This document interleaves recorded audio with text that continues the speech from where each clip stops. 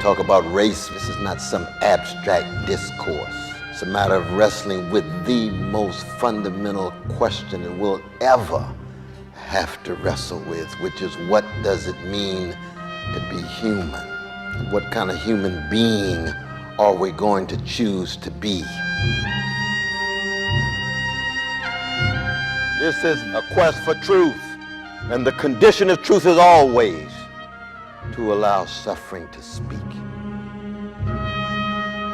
The very anthem of black people in this country is lift every voice. It takes more courage to dig deep into the dark corners of your own soul than it does for a soldier to fight on the battlefield.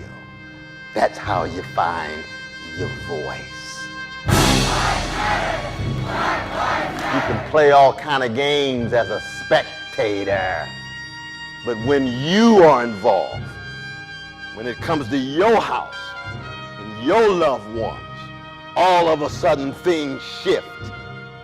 And that's one of the great stories of white supremacy in the United States.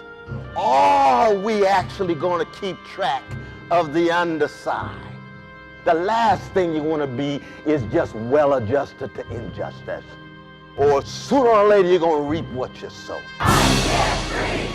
I can't breathe. Any discussion about race is to talk about catastrophe.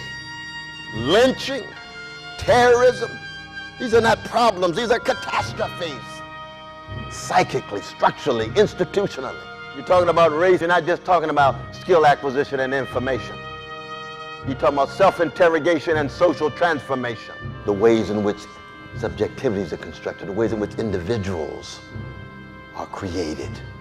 And then the choices that people make, not just as persons, but in collectivities, in communities. Greatness has to do with the quality of your service to the least of these, the depth and scope of your sacrifice to those catching hell.